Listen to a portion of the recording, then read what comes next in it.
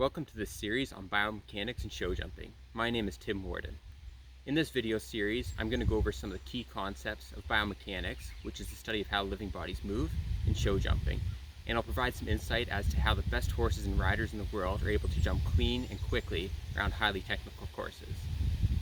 When you slow the sport down and focus on how the horse and rider move and work together, it is amazing to think about what they are able to accomplish as a team. To have two different species coordinating to execute complex courses at such a precise and fast level, along with the forces that must be generated and harnessed to create these movements, it is truly remarkable.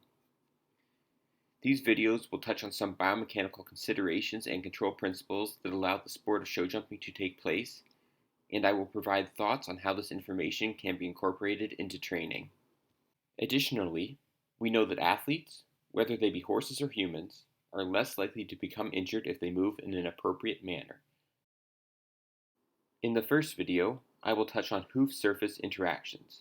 How the hooves interact with the ground ultimately dictates everything about the sport, from turning to cantering to jumping.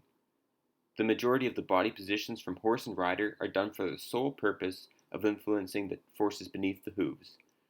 So this video is the foundation for the content to follow. From here, I will talk about how horses move efficiently between the jumps and the implications for managing fatigue, making the time allowed, or winning the jump off. The third video will cover how the world's best horses and riders are able to accurately and consistently get to the base of the jump in preparation for takeoff and the role that perception plays in this.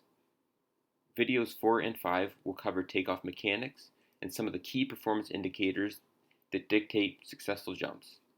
Lastly, I will review the flight trajectory, landing, and move off after the jump.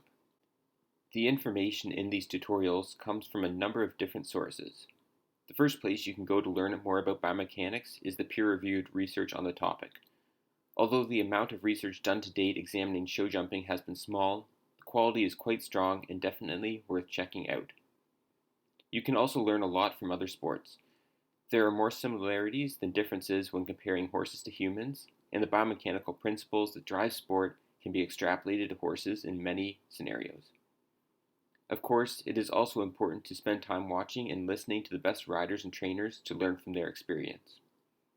Finally, inter-horse analyses and intra-horse analyses can be valuable approaches for understanding what separates the best horses and riders from the rest.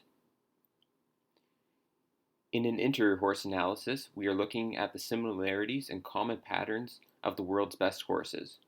Watch videos of great horses like Hickstead, Big Star, Cortez, Hello Sanctos, Azure, Casal, Shutterfly, and so on, and think about what they all had in common, despite differences in riders, body sizes, breeds, and so on.